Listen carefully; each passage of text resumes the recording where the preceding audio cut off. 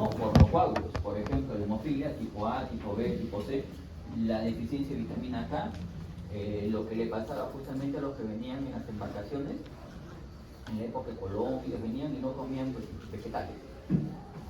De la verdura porque se malograba.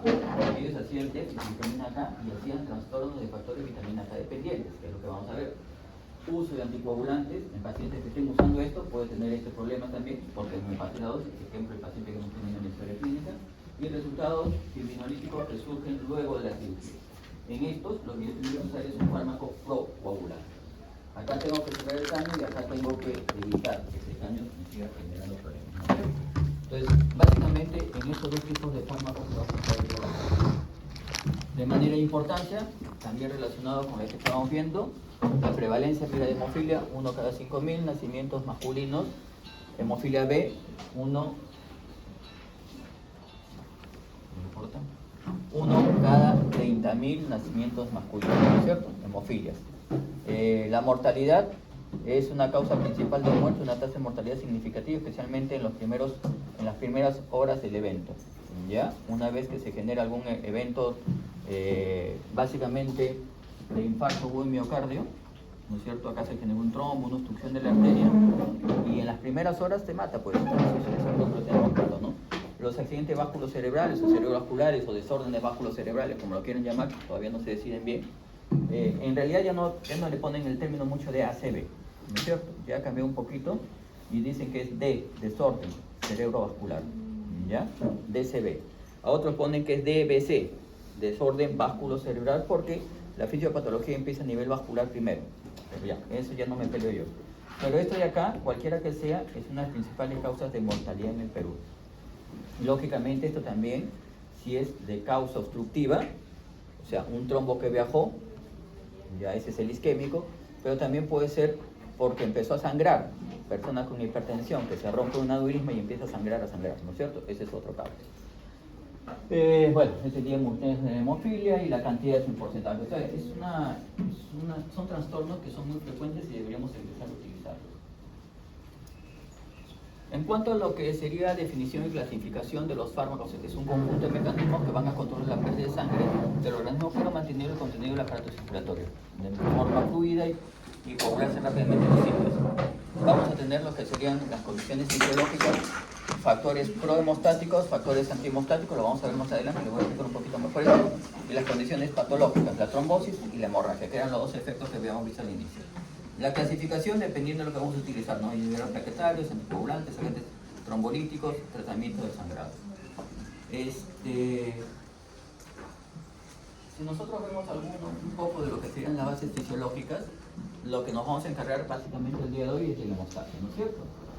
¿Qué es la hemostasia? Fisiología, morfo 3. No, usted se lleva en morfo 12. Es morfo 1. Morfo general. Morfo general. Pero no lo saben, no te preocupes, porque a los de morfo 2 les pregunté y no sabían. ¿Cuál es el objetivo de la hemostasia?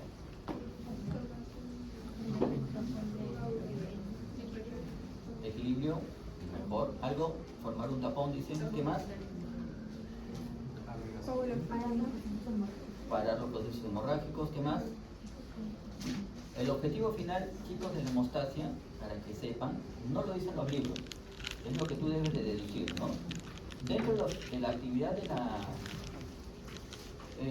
hemostasia como proceso es un conjunto de procesos histológicos, procesos humorales, procesos celulares, que tienen como finalidad, como objetivo final, justamente la reparación vascular. Su objetivo no es detener el sangrado, para nada. No es mantener la sangre fluida, líquida, tampoco. Si bien es cierto, busca ese equilibrio, ya el objetivo final no es ese. Porque si el objetivo final, ¿cuáles son las fases de la hemostasia? Son, primero la vascular, después la plaquetaria, después lo que sería la plasmática y al final viene la fibrinolítica, ¿correcto? Si no hubiera un proceso fibrinolítico, entonces diría la finalidad de la hemostasia es detener el sangrado. Pero hay un proceso fibrinolítico. ¿De qué se encarga el fibrinolítico? De destruir lo que se formó. ¿Y por qué lo destruye? Porque el vaso sanguíneo se vuelve a ser funcional, se reparó. Entonces, el objetivo final de la hemostasia no es detener el sangrado, sino es vascular, llevar por todos los mecanismos a la reparación vascular, básicamente. ¿Ya? Igual, lo vimos en lo que sería inflamación. La inflamación, su mecanismo final es por todos los procesos dar el proceso de fagocitosis, ¿no? Pero finalmente eso te lleva paralelo con lo que sería la reparación o cicatrización tisular, porque finalmente lo que tú vas a llegar es a eso, ¿no? A cicatrizar o a reparar el tejido dañado. Pues en la hemostasia también buscan eso, ¿no es cierto? Reparación del tejido vascular. Y es más, dentro de los factores que se liberan en la hemostasia hay un factor de crecimiento endotelial derivado justamente de las plaquetas. ¿Por qué existe ese factor? ¿Para qué existiría? Justamente para cumplir la función final de la hemostasia. Entonces, esta hemostasia en realidad, como ustedes ven acá, si bien es cierto, es otro, dice, proceso mediante el cual los componentes celulares y plasmáticos interactúan en respuesta a una lesión vascular. No siempre es lesión vascular, recuérdense, ¿ya? Porque si tú hablas de lesión vascular externa, sí, pero también hay la lesión vascular interna, ¿no? El daño endovascular, que lo vamos a ver más adelante. Con la finalidad de mantener la integridad vascular, y ahí sí, integridad vascular, y promover la resolución de la herida. ¿Correcto? O sea, si te das cuenta, todo esto te está llevando ¿a qué? A la reparación. No te dice que tengo la sangre.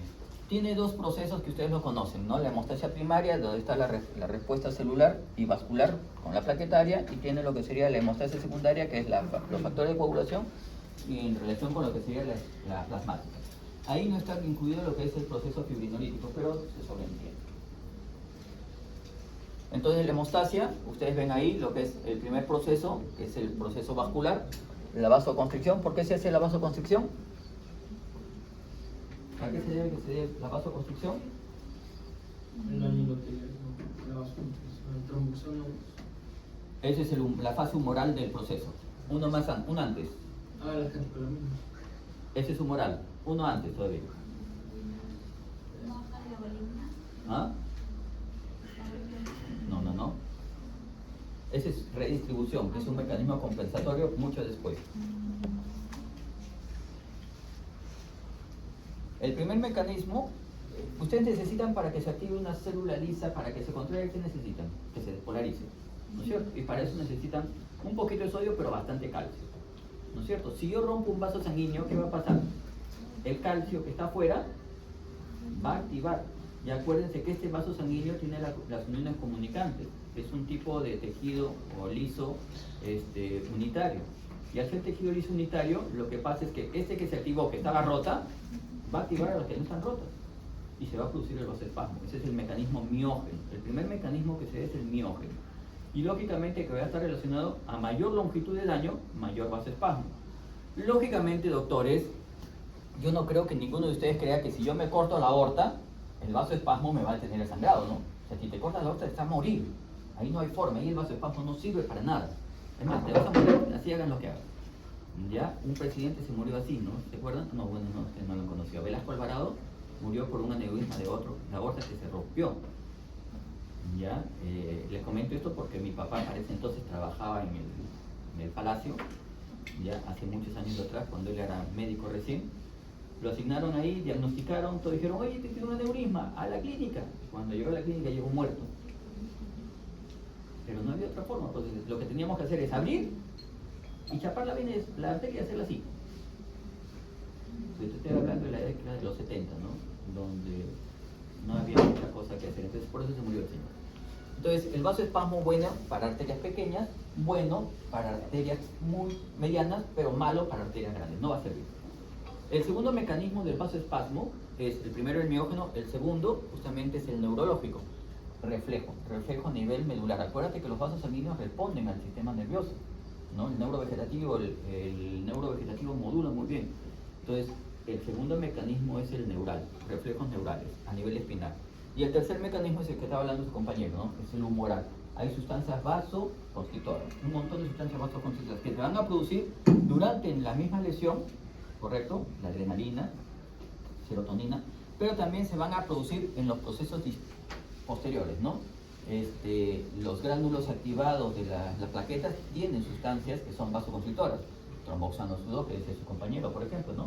Entonces, eso se va a seguir alimentando.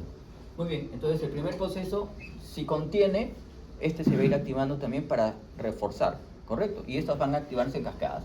El segundo sería la formación del tapón plaquetario. Esa es la fase de lo que llaman hemostasia primaria y está en relación con lo que sería primero la adherencia plaquetaria, después la activación plaquetaria y finalmente la agregación plaquetaria, en ese orden, ¿correcto? Para que se adhiera a la plaqueta, que es el primer mecanismo, solo necesito que se exponga el subendotelio, ¿ya? Una vez que lesioné el vaso sanguíneo. Habitualmente en este proceso estamos hablando de la hemostasia cuando se da por un mecanismo agresor en el vaso sanguíneo. No estamos haciendo, todavía no les he explicado lo que sería la cascada interna, ¿no? Lo que sería por un daño endovascular, sino el extravascular. Entonces, en este caso se pone el endotelio, el subendotelio, y se empiezan a adherir, porque es una sustancia extraña al endotelio, que vamos a ver en la cascada tal cual. Se adhiere, una vez que se adhiere, se activa, y una vez que se activa, se agrega, ¿correcto? Entonces, esa es la fase plaquetaria. Cuando la plaqueta se activa, correcto, cuando la plaqueta se activa empieza a alimentar esto a través de lo que sería el tromboxano Su2, de la serotonina, o sea, se empieza a activar la fase anterior también. Pero no solo eso, sino que acá en sus gránulos también tiene factores que van a llevar a la tercera fase, de inmediato. O sea, ni bien la plaqueta se activa, ya todo el proceso no se va a detener, va a seguir hacia adelante. Lógicamente que si con esos dos procesos basta, ¿no es cierto?, el proceso se ve cada vez más lento y se va a modular. Hay factores que van a generar lo que sería la modulación, los anticoagulantes endógenos, que los vamos a ver más adelante. Una vez que pasa este proceso, seguimos en lo que es la cascada de la coagulación, la hemostasia secundaria, y acá tenemos lo que era la vía intrínseca, la vía extrínseca y la vía común, que la vamos a ver más adelante, ¿no es cierto? Y ustedes saben que esas vías no explican la fisiopatología de la enfermedad, de las enfermedades que hemos visto en un inicio. De ahí viene lo que es la fase ya final, pues sería la retracción del coágulo, empieza a achicarse un más, esta es la trombostenina, el mecanismo, la parte fibrinolítica y finalmente lo que conversábamos, ¿no?, la reparación tisular. O sea, el objetivo final de todo este proceso ha sido esto. Ya no fue detener el sangrado. Oye, ¿pero has detenido el sangrado? Sí, he detenido el sangrado para que los mecanismos reparadores hagan su trabajo, hagan su chamba. ¿Estamos de acuerdo? Estos libros, acá si ustedes pueden piratear, copien esto, lo ponen en Google y te sale el libro. Estos libros son buenos en farmacología. Son bien sencillitos y bien explicaditos. Bien, seguimos avanzando un poquito con lo que sería ya el proceso final. Una estructura muy importante en este proceso es el calcio, ¿no es cierto? Lo vamos a ver. El calcio genera todos los procesos que están relacionados con lo que sería la activación de la plaqueta, la vasoconstricción, la activación de los factores de la coagulación. ¿Correcto? Entonces, si nosotros vemos el tema así, ahora sí, un poco más entendido, si yo veo la lesión vascular, esto me va a generar, como habíamos dicho, la exposición al colágeno, ¿no?, los factores que están en el subendotelio. Esto me va a generar lo que sería, por un lado, la vasoconstricción, la activación plaquetaria, ¿no?, la fase plaquetaria, perdón, y lo que sería la fase de coagulación. Acuérdense que esta lesión de frente me genera vasoconstricción, ¿no? Pero también la lesión me podría ir llevando a que se van activando los otros procesos, ¿no? Y esto también igual genera el proceso de la hemostasia y finalmente el fibrinolítico. Pero acá, en cascada, tú ves que esto también te genera la hemostasia y que esto también. Y tú ves que hay flechas de regreso, ¿no es cierto? Porque este de acá, esta fase plaquetaria activa acá, pero también activa la coagulación, pero la misma coagulación también activa la fase plaquetaria, ¿no? Es un proceso que se va autoalimentando, ¿no? Y todo esto en la lesión vascular se debe a la liberación del factor tisular en la cascada de la coagulación, que la vamos a ver más adelante. Eso es lo que se da. En la fase de la vasoconstricción era lo que te decía, ¿no es cierto? El daño tisular, reflejo miógeno, neurógeno, y la fase es lo que sería lo que es humoral, todo lo que es humoral, ¿ya? Y eso también está relacionado con lo que serían las alteraciones justamente en algunas estructuras, ¿no? También hay que ver que eso puede fallar por el uso de medicamentos. Es raro que los medicamentos te generen un proceso de vasodilatación, o sea que des vasodilatadores a un paciente que está sangrando, no le vas a dar. Enfermedades hereditarias, alteraciones en las cascadas humorales quizás, anormalidades vasculares, esto sí puede haber, alteraciones vasculares bastantes, y las alteraciones de la presión intravascular y extravascular que pueden alterar el proceso. Pero no se olviden, ahí están los procesos que les acabo de mencionar, ¿ya? Y todo eso tiene que ver justamente con los mecanismos que hemos visto. Y una vez que se rompe la célula, el calcio es el que toma la prioridad. En la segunda fase, el tapón plaquetario. Empezamos con la función plaquetaria y les había dicho que primero se adhiere, después se activa y después se agregan las plaquetas, ¿no es cierto? Lo vamos a ver en un esquema más adelante, pero acuérdense algunas características. Primero, la función de la plaqueta. El número de plaquetas, ¿cuántas plaquetas tienen más o menos? 150. De 150.000 a 350.000 o de 400.000, ¿correcto? Acuérdense que la plaqueta no es una célula, por eso es que toda la sangre, las estructuras de la sangre no se llaman células, sino elementos formes. Este es uno de los elementos formes que depende de lo que sería justamente una célula, ¿no? Es un fragmento celular del megacariocito, ¿ya? O trombocito, si lo quieres ver. Es por eso que el proceso, a través de la trombopoyetina, interleuquina 6, 11, llevan a la trombopoiesis, que es la formación de trombocitos, o también llamados el megacariocito, ¿no? El megacariocito es el grande, y de ellos, cuando se fragmenta, generan los trombocitos o plaquetas. Acá, en la plaqueta, tiene muchas estructuras de membrana importantes. Como ustedes saben, GP glicoproteínas, las GP son glicoproteínas, y estas glicoproteínas tienen un montón de funciones en lo que es activación y en lo que es adherencia y en lo que es agregación. Muy, muy importante. Una glicoproteína es una estructura, bueno, que tiene glucosa o un hidrato de carbono unido a una proteína. Por eso es el nombre de glicoproteína. Pero se sintetizan, ¿no es cierto? ¿Qué quiere decir eso? Que cuando la plaqueta se forma, no tiene núcleo. Al no tener núcleo, quiere decir que nace con eso pegado ya en la membrana. Ya lo tiene. ¿Correcto? ¿Ya? Que cuando tenga la opción de activarse, recién se van a activar, pero que la plaqueta no va a producir más. Ya no puede sintetizar más porque ya no tiene núcleo. Eso lo produjo antes, cuando era megacariocito. Estas glicoproteínas tenemos la glicoproteína 1A2A y la 6, que estas sirven justamente para la unión al colágeno subendothelial. Cuando se rompe el vaso sanguíneo se libera el colágeno y la plaqueta se va a adherir a esa estructura que se ha lesionado, a ese vaso lesionado, a través de la glicoproteína 1A2A y la 6. La glicoproteína 1B95, esta es unión para el factor de von Willebrand, que también se va a activar en el proceso de agregación y de adherencia más, en adherencia. La 2B3A tiene que ver con lo que es un receptor para fibrinógeno, va a ser un puente entre la plaqueta, entre plaquetas con un puente fibrinógeno. El fibrinógeno al medio y las dos plaquetas que tienen justamente la glicoproteína 2B3A le sirve como receptor, ¿no es cierto? Y esto ya me sirve más para la agregación plaquetaria, más que para adherencia. Aparte, la plaqueta tiene gránulos, ¿no? Y en esos gránulos, los gránulos densos, por ejemplo, tiene ADP, serotonina, tromboxano. Este tromboxano a veces lo tiene preformado o lo va a formar y tiene calcio, ¿ya? Y estos son mediadores químicos de lo que sería la agregación. Esto sirve para activar la plaqueta, vasoconstricción, y esto te activa la plaqueta y también te activa el vaso sanguíneo, el calcio, ¿no es cierto? Pero también te anima hacia el otro lado. Y tengo lo que sería también proteínas como la P-selectina, el fibrinógeno, factor de von Willebrand, el factor plaquetario 4 en los gránulos alfa. Y eso tiene que ver con lo que serían los mecanismos de adhesión. Son los dos tipos de gránulos que tienen. Una vez que se activa la plaqueta, esto sale, ¿no es cierto? Mientras que la plaqueta esté tranquila, no pasa nada. Lo que están viendo acá justamente es ya un trombo formado. En ese trombo no solo hay plaquetas, ¿no es cierto? Todos los elementos formes se han metido ahí, todos están mezclados. Y está rodeado por una fibrina. Ya se está poniendo la fibrina, porque justamente la fibrina también alimenta este proceso, que viene en la siguiente fase, ¿no? Acá están algunas de las características del origen del megacariocito, el recuento que les decía, el tamaño, son muy pequeñitas, la forma y el tiempo de vida media. Esto es importante. 7-10 días, no viven más. Hemocaterética, el vaso, el mecanismo hemocaterético lo saca del torrente sanguíneo y lo destruye entre 7-10 días. Es decir, que cuando yo doy un fármaco que bloquea algún proceso de la plaqueta, lo va a bloquear para toda la vida de la plaqueta, que puede ser entre 7 a 10 días. Por ejemplo, esta plaqueta tiene para formar tromboxano oxidus 2.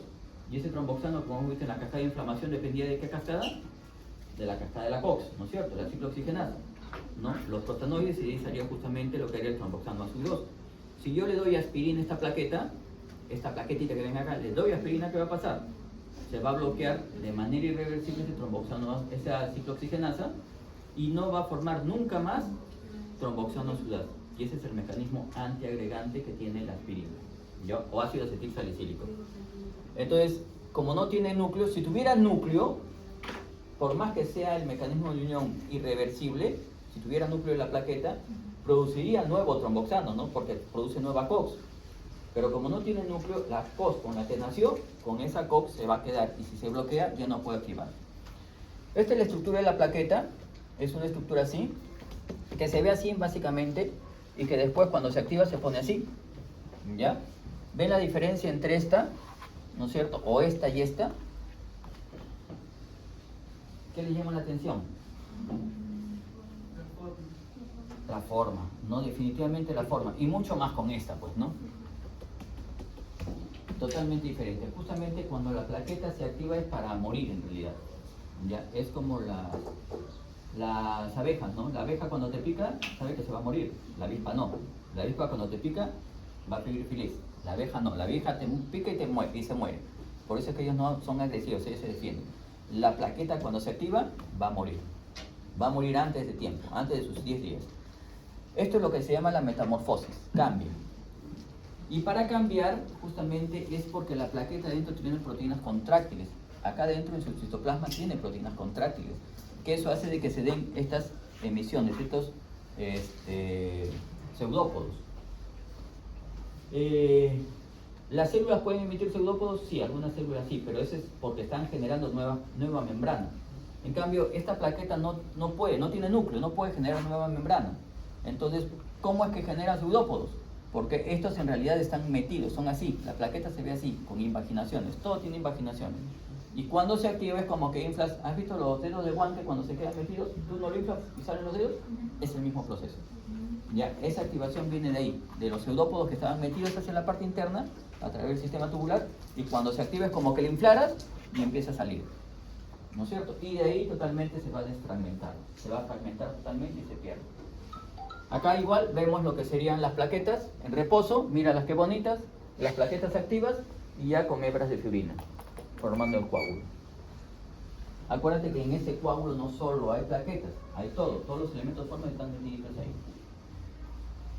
Esta es la cascada, ¿ya? Esta es la cascada que la ven bonita ahí con los numeritos, ¿no? Una vez que se produce la lesión endotelial, y acá sí puedes hablar un poquito de lo que sería también, no necesariamente la ruptura del vaso sanguíneo con una lesión, ¿no? Un minutito. Después rapidito, y lo que voy a hacer es bloquearlo porque no me van a seguir fastidiando.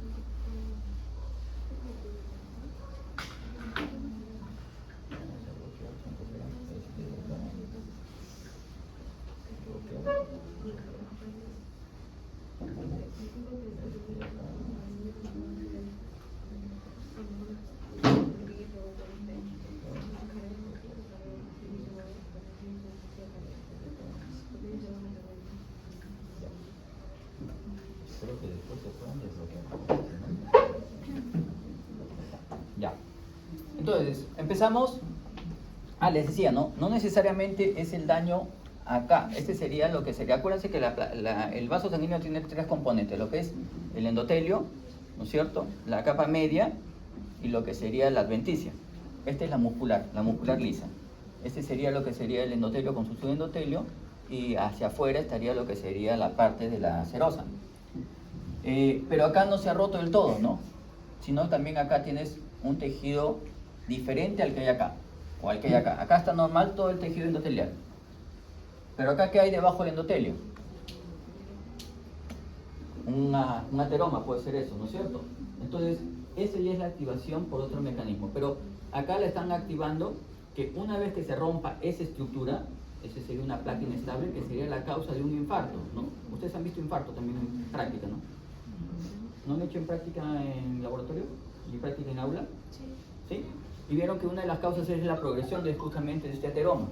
Este ateroma inestable, cuando se rompe justamente, libera toda la estructura y activa la caja de coagulación, y eso es lo que te genera el coágulo, ¿no? Y se va a disparar hacia cualquier arteria chiquita, la cierra y vino el infarto, ¿ya?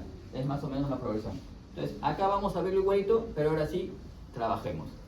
Entonces, una vez que se da el primer mecanismo, ¿no es cierto?, que es la exposición del subendotelio, lo que va a pasar es que las plaquetas se van a adherir. Acá tienes factores que van a ser moduladores, ¿no? Por ejemplo, el óxido nítrico es el principal agente vasodilatador que se obtiene, el óxido nítrico, que se obtiene por una cascada justamente con la activación del óxido nítrico sintetasa endotelial. Este se produce en el endotelio y se libera para generar vasodilatación. La prostaglandina I2 o prostaciclina también es un vasodilatador muy importante, no tanto como el no, pero sí es importante. Y lo que sería, este es el factor plaquetario, el activador del platinógeno tisular. El activador del platinógeno tisular también es un proceso que te va a modular este proceso. Y el otro proceso sería el inhibir a la vía del factor tisular, el inhibidor de la vía del factor tisular, ¿no es cierto? Esos son procesos moduladores, entre algunos. Pero si eso no funciona, lógicamente cuando se activa esto, las plaquetas son las primeras en adherirse, se empiezan a adherir, se pliegan a lo que sería el tejido extraño, que sería el colágeno. En segunda fase, lo que viene es que se empieza a generar lo que sería la activación, y para eso vamos a depender mucho de lo que estas plaquetas activas van a liberar, lo que les decía en la diapositiva anterior, que liberaban ADP, por ejemplo, y acá tiene receptores de ADP, tromboxano, trombina, ¿no? La trombina va alimentando al otro proceso que venga en adelante, que sería la fase 3, lo que sería la coagulación, ¿no es cierto? Pero el ADP activa plaquetas para que estas plaquetas empiecen a juntarse así, agregación plaquetaria. Entonces, la siguiente fase sería lo que sería la agregación plaquetaria. Después de agregarse las plaquetas, lógicamente este proceso, ya plaqueta adherida, activa y agregada, empieza a activar el siguiente proceso, que sería la cascada de coagulación, que ustedes ya conocen que puede ir por vía intrínseca o por vía extrínseca, ¿no es cierto? Eso lo vamos a terminar de ver. ¿Cómo es que se pegan estas plaquetitas? Para que se peguen, justamente... Uy, no salió. Este es todo el proceso. Para que se peguen, ahí está numerado todo, ¿no es cierto? Ahora sí tengo una lesión tisular tal cual. Ya no es lo que estaba en el subendotelio, que era un ateroma, sino que acá ya se rompió. Cuando se rompe, ¿correcto? Cuando se rompe, tú vas a ver que va a haber factores que se van a unir, ¿no es cierto? Básicamente, acá la glicoproteína 1B59, que se une al factor de von Willebrand, y lo que sería el colágeno, que se une al receptor de glicoproteína 6. Estos dos lo que te están favoreciendo es la adherencia plaquetaria, se adhieren a la lesión. Una vez que se adhieren, también acuérdate que esto va a estimular lo que sería la concentración de calcio. Esta concentración de calcio va a hacer que los gránulos que están internamente produzcan su exocitosis, ¿no es cierto? La degranulación se llama eso, la degranulación. ¿Qué había en estos gránulos? Los alfilos densos, había un montón de cosas importantes. Dentro de ellos justamente estaba lo que sería el ADP, y el ADP viene al mismo, ¿no? Y se automodula y se va al otro lado también, a otras plaquetas, va a buscar otras plaquetas el ADP. El ADP lo que va a hacer es justamente activar a la plaqueta para que se siga aumentando más concentración de calcio, ¿correcto? O sea, es una cascada. Esto aumenta un poco, libera ADP, esto genera más calcio. Este calcio ya que se está generando lo que va a hacer es liberar las otras estructuras, ¿no? Por ejemplo, la cascada del ácido araquidónico para formar tromboxano SU2, y esto te sirve para la agregación plaquetaria. ¿Ves? Acá el tromboxano SU2 va, y lo que va a unir justamente son los receptores con el tromboxano SU2 para que esto se produzca lo que sería la agregación plaquetaria. No solo eso, ¿te acuerdas que te había visto el fibrinógeno? El fibrinógeno que también está en los gránulos se liberó, y este fibrinógeno une a las plaquetas, las agrega, ¿no? ¿Con quién? Con el receptor de fibrinógeno 2B3A, los va uniendo. Y eso ya generó, entonces, adherencia, lo que sería la activación, y empezamos a generar lo que sería la agregación. Hay otros receptores que van a ser estimulados, ¿no? Por ejemplo, tiene su receptor de trombina, receptor de epinefrina, receptor de serotonina, para que todos ellos en conjunto sigan aumentando el calcio, sigan liberando, sigan activando. Pero no solo a la misma plaqueta original, ¿no? Sino a las otras plaquetas que están alrededor. Todos tienen esos receptores. Entonces eso se vuelve una cascada. Aquí justamente entonces tenemos lo que serían algunos de los mecanismos de acción, ¿no es cierto? Si ustedes ven acá está la aspirina o el ácido acetil salicílico, que va a bloquear justamente la formación de tromboxano SU2. Tenemos los inhibidores de los receptores, ¿no es cierto?, de ADP, que van a inhibir lo que sería la activación plaquetaria. Si no se activa la plaqueta, están jugando la autoactivación o la activación de otras plaquetas, ¿no es cierto? tendrías lo que serían también a nivel de lo que sería bloquear estos, ¿no? Es un poco difícil, pero de repente podrías trabajar sobre el que va activando el resto del proceso. Entonces acá vamos a tener antiagregantes plaquetarios. El mecanismo de acción de los antiagregantes plaquetarios. No son anticoagulantes, son antiagregantes. Porque este no es coagulación todavía, este es agregación y activación, bueno, en orden. Adherencia, activación y agregación plaquetaria. Entonces yo puedo trabajar ahí.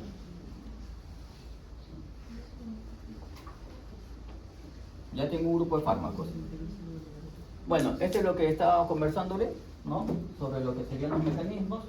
Algo importante que tiene que ver en la siguiente fase, justamente en la fase de la coagulación, dos órganos muy importantes. Primero, el hígado debe estar funcionando perfectamente, pero no solo el hígado, sino que yo también tengo que tener calcio y vitamina K.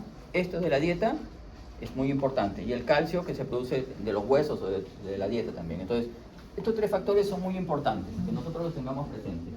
Acuérdate que la vitamina K viene en lo que son las verduras que son de característica verde. Importante que te acuerdes eso también, porque pacientes que estén anticoagulados con warfarina, no les tiene que dar verduras verdes, porque si no vas a disminuir el efecto, porque aumenta la concentración de vitamina K. La cascada de la coagulación eran dos vías, la intrínseca y la extrínseca, y tengo los factores de vitamina K dependientes, 2, 7, 9 y 10, proteína S y proteína C, que faltan acá. Son 2, 7, 9, 10, proteína S y proteína C. Son importantes que se acuerden eso. El 2, 7, 9 y 10, la proteína S y proteína C. Esta cascada de la coagulación, miren de qué fecha es, esa teoría. Ustedes no existían ni en historia de sus padres, ni sus padres de repente todavía existían, ¿no? Yo ya existía. Entonces, miren lo antiguo que es. Y es por eso que lo que les voy a explicar ahorita es la cascada de la coagulación por las dos vías, ¿no es cierto? Ahí la tienen las dos vías. Y la automodulación que hace. Tienes la vía intrínseca y la vía intrínseca y la vía extrínseca. En resumen, la vía extrínseca, factor tisular más factor 7. En resumen, la vía intrínseca, la cascada de 12. Antes de eso hay otros factores que los vamos a ver. Pero todo eso te lleva a generar el complejo protrombinasa, que es el 10, 5, calcio y los fosfolípidos. Y todo esto te lleva a la vía común, que es protrombina a trombina. Y la trombina va a ir de fibrinógeno a los fibrina, ¿no? Acuérdate que la trombina a su vez estimula lo que serían las dos vías. ¿Ya? ¿Qué te genera la activación de la vía extrínseca o intrínseca? ¿Cuáles eran los mecanismos que generaban eso? Acá la ven otra vez, ¿no es cierto? En la vía extrínseca, acá es el trauma, la lesión tisular. Se expone el colágeno. ¿Y acá? ¿Por qué se activa? ¿Por qué activa la vía intrínseca? La lesión endovascular, ¿correcto? En mi época, cuando yo estudié eso hace muchos años atrás, este es del 72, esta teoría es del 72. Yo ya estaba en la universidad, o sea, no en el 72, pero cuando yo llevé fisiología, ya me habían dicho de esto, yo ya sabía, yo la aprendí en la universidad. Y ahí cuando yo decía daño endotelial o endovascular, no me explicaban qué era un daño endovascular, ¿no? Porque me dijeron, es un daño endovascular, ¿pero qué es un daño endovascular? No lo entiendo. Me dijeron, daño endovascular es daño endovascular, ¿no? Y no es tanto, porque lo otro que me decían es que se activan los receptores de vitronectina. Ya le decía, ¿y qué es un receptor de vitronectina? Un receptor de vitronectina es el receptor que tenemos que se activa con vidrio, por eso se llama vitronectina. Y entonces me ponía a pensar más, y si es vitronectina, que me tengo que comer el vidrio, tiene que ser absorbido en mi sangre y recién se activa la vía intrínseca. O sea, no hay forma, ¿no? O sea, si me como el vidrio voy a morir desangrado por otras causas, no por esta cochinada. Entonces, tampoco me dicen, no es el vitronectina, es que hay otros factores que modifican. Y en realidad lo que no sabían, o lo que no entendían de repente mis profesores, es que lo que cambia ahí es la superficie endotelial. Cualquier cambio en la superficie endotelial, lo que te activa justamente es la vía intrínseca. ¿Qué cambios? Lo vimos en las diapositivas anteriores. La presencia de lo que sería un ateroma que cambia la estructura, ¿no es cierto? Y eso puede activarte la vía intrínseca. ¿Qué otra cosa más? ¿Cómo se activa la vía intrínseca? Los cambios que se producen justamente por la activación del flujo sanguíneo. ¿Cuál es el flujo sanguíneo normal? Flujo laminar concéntrico. ¿Qué significa un flujo laminar concéntrico? Que los elementos formes están yendo al centro a gran velocidad y la sangre, la parte líquida de la sangre está yendo a la periferia casi a cero. Ese es el cizallamiento de la velocidad del flujo sanguíneo.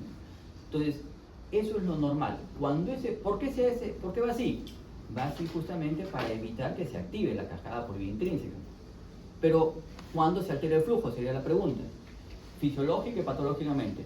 Patológicamente se va a alterar cuando el diámetro disminuye. ¿Cuándo disminuye el diámetro? Un ateroma otra vez. Me activa también lo que sería vía intrínseca. ¿Cuándo se altera el flujo otra vez? ¿De qué otra forma? Pacientes anémicos. Los pacientes anémicos tienen justamente menos concentración de glóbulos rojos, y al tener menos concentración de glóbulos rojos, la sangre es más líquida, si lo quieres ver así, menos densa, y eso activa la cascada por vía intrínseca. ¿Por qué? Porque hay flujo laminar también. Perdón, porque se pierde el flujo laminar. ¿Y qué otra cosa lo activa? ¿Cómo se activa fisiológicamente? Eso son patológicamente. Chicos, ustedes están apoyando cierta parte de su cuerpo sobre la silla, ¿no es cierto? ¿Sí? La clase dura 90 minutos. Los 90 minutos de la clase, ¿ustedes están sentados en la misma forma? No. ¿Qué pasa? Se mueven, ¿no es cierto? ¿Por qué se mueven? ¿Por qué se mueven de un lado a otro? Y más en esta silla que es dura. Le duele la espalda, ¿qué más?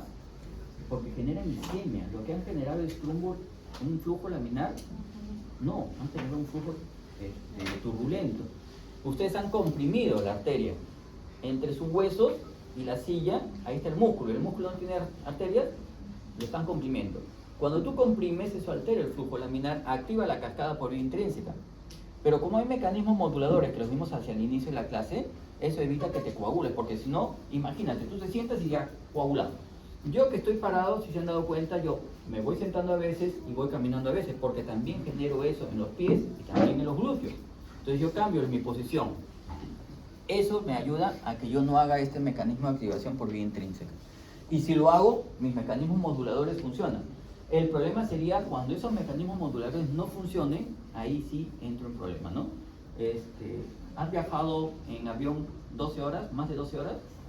Cuando viaje en Europa, que es 12 horas, yo he viajado 18 horas, es la locura. A las 5 horas ya se te adormecieron los glúteos. De estar sentado en un asiento cómodo. Yo no me he ido en la clase, primera clase, ¿no? Mucho billete. Yo me he ido en la clase de turista atrás. Entonces, en primera clase sí van echaditos, es como tu cama, 12 horas dormido no hay problema. Pero en la otra vas sentado. Entonces, ¿qué te dicen que tienes que hacer? ¿Por qué?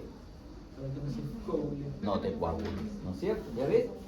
Tienes una razón, o sea, eso que te dicen, oye, camina cada 3 horas, cada 4 horas, ¿no? Yo a mi familia, a mi esposa y a mis hijos, cada 5 horas, cada 3 horas los paraba, caminar, ¿no? ¿Y por qué? Bueno, camina, y mi esposa, que todavía es hipertensa, peor, oye, párate, vamos al baño, la llevaba al baño, pero no quiero, anda al baño, no fastidies, a mi hija también, a mi hijo también, ¿no? Y yo ni hablar, pues yo cada 3 horas yo me paraba. Me iba al fondo, caminaba, conversaba con las hermosas, regresaba a mi sitio, ¿no? Dirán, este es un loco, era el único tarado que me paraba. Pero porque conozco esto. Entonces, ustedes cuando viajen, hagan esto. Esta vía se activa por esta cascada que está paralelo, ¿no? El quininógeno de alto peso molecular y la precalicreína, que generan la activación justamente del factor 12, y de ahí viene la cascada que ustedes ya conocen, que ahí no me voy a meter. En el otro lado del trauma, el factor intrínseco, ¿no es cierto? El factor tisular, y de ahí viene la cascada de vía común, que es lo que ya hemos visto, entonces ya conocemos todo esto. ¿Qué me interesa acá? Me interesa que ustedes conozcan que tengo, por ejemplo, la trombina que activa, y que activa, ¿no es cierto? Ya, la trombina es la estructura más importante en esta cascada, que viene de la vía común. Pero esta de acá, que es la protrombina activa, o sea, la trombina activa, este de acá modula incluso la fase final. Acuérdate que acá está el factor 13, ¿se acuerdan cómo se llama? Es el factor estabilizador de la fibrina. Este factor estabilizador se activa con la misma trombina, mira lo curioso, ¿no es cierto? Para que se estabilice el coágulo, ¿no? La trombina activa acá para favorecer justamente la activación del 5, que el 5 activo es el que estimula su producción, y también al 8 para que el 8 activo con el 9 activo, con el 8 activo, todo esto de acá estimula el 10 para que se genere más trombina, se automodula. Y también por acá, en una vía alterna, viene a activar lo que sería el 11, ¿no es cierto? Pero curiosamente, si tú te das cuenta, la misma trombina se autodestruye. ¿Por qué? porque va a activar a la proteína C para que entre en contacto con la trombomodulina. La proteína C, en unión con la trombomodulina y mediada por lo que es la proteína S, genera lo que sería la proteína C activa. Y esta proteína C activa inhibe puntos importantes en la caja de coagulación. Esa es la modulación también. ¿Te das cuenta? O sea, este monstruito activa muchas cosas, pero también se pone la pistola a la cabeza, porque activa los anticoagulantes endógenos para automodular. ¿Ya?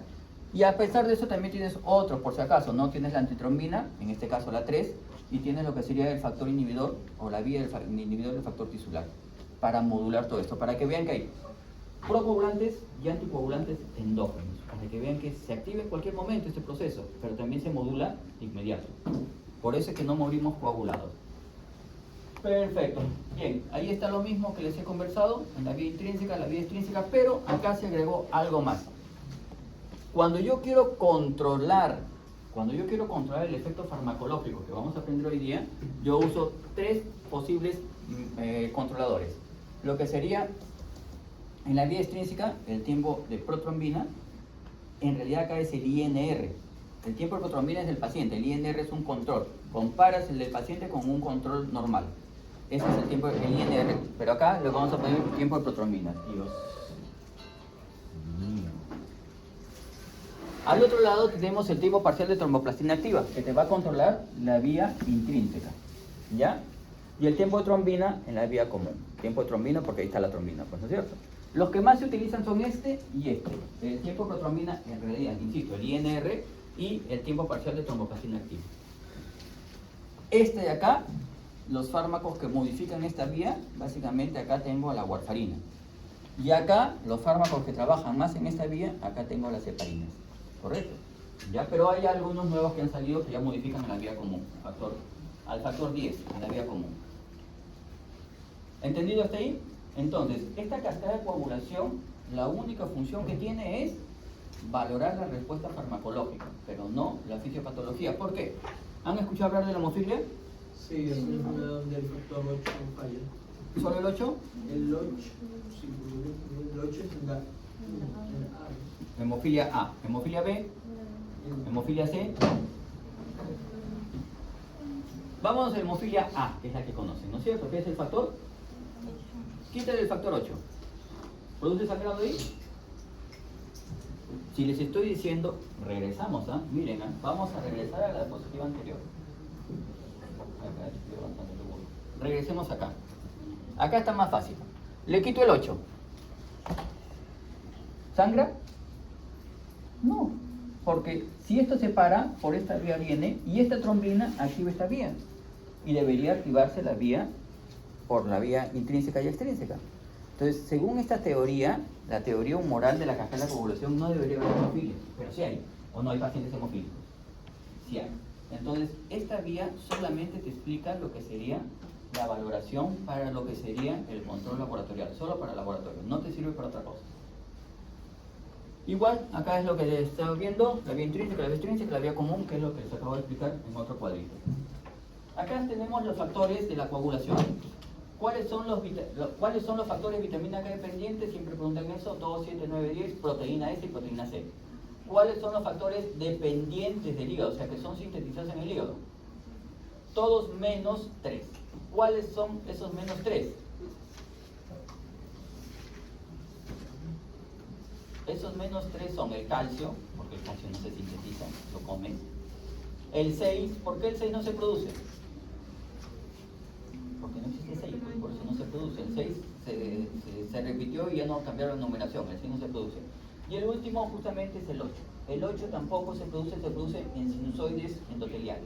En los sinusoides endoteliales, acuérdense que los sinusoides endoteliales en realidad son vasos sanguíneos. ¿Cómo clasifican los vasos sanguíneos capilares? De dos tipos, ¿no es cierto? Capilares continuos y capilares discontinuos. Los capilares continuos, ¿cuáles son? Los que están completamente cerrados y los que tienen fenestras. Y los discontinuos, los sinusoides. Un sinusoide es donde se produce justamente el factor 8. En los sinusoides endoteliales. Ahí se produce. En los sinusoides endoteliales se produce el factor 8. Entonces, el 8, sinusoides endoteliales. En todos los sinusoides endoteliales que hay, ¿no? Puede ser en el mismo hígado, puede ser en el riñón, puede ser en el vaso, pero son sinusoides endoteliales. El 6, que no existe, y el calcio, ¿no es cierto?, que es el 4, ese no se sintetiza, pues, ¿no? ¿Entendido? Bien. El resto sí. Esto es lo que, las fallas de la cascada por vía humoral. Por eso es que falla. Ahí está la explicación. Que es más o menos lo que yo les expliqué. Y entonces, cuando falla esa cascada, hace 10 años, un poco más quizás, ustedes lo deben haber aprendido, se generó lo que era la cascada por vía celular. Esta cascada por vía celular es la que ven acá. Oye, pero es igualita, ¿no? ¿Ya? Esta cascada que se va viendo afectado, en realidad, la vamos a ver bien bonita en otras diapositivas, pero estos son los errores de la vía, porque tú vas viendo ahí, van apareciendo las alteraciones que nos generan sangrado, porque las dos vías, si se activa una, se activa la otra, según la teoría, y eso no podría explicar la hemofilia. Entonces, en la cascada por vía celular solo se hace en 3 procesos, lo que sería la iniciación, lo que sería la amplificación, que es el segundo proceso, y lo que sería justamente el último en las fases, lo que sería la propagación. Y todas son dependientes de trombina. Vimos que la trombina era más importante en la vía humoral, ¿no es cierto? Y es por eso que acá también se toma la trombina. Pero esta cascada se hace sobre la superficie celular, a diferencia de la otra. Y acá sí, sobre la superficie celular, la falta de unos factores de coagulación te genera justamente alteraciones severas en la cascada de coagulación. ¿Ya? Perdón, fisiopatológicamente en la coagulación. Esta de acá es la cascada de la coagulación por vía celular. ¿Ya? Y acá también están las 3 vías, la vía intrínseca, la vía extrínseca, la vía intrínseca y la vía común. Las 3 vías están también en esa cascada por vía celular, pero entendidas sobre superficie celular. Aquí esta sí te explica la fisiopatología, pero esta no te explica el laboratorio. Entonces tiene sus contras. O sea, vamos a tener una cascada para la fisiopatología de enfermedades, que es esta, y una cascada para el controlador farmacológico, que sería el otro, lo cual todavía parece que está algo falta, ¿no es cierto? Tiene que haber una sola, no pueden haber dos, para explicar 2 procesos diferentes. ¿Ya? Entonces, ahí algo está mal, algo falta, ya ustedes lo descubrirán y me cuentan.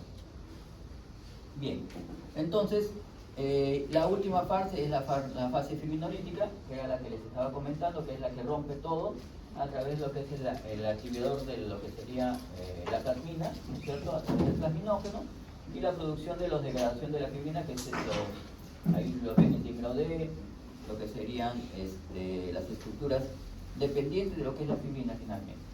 Bien, ahora sí, empezamos la parte farmacológica.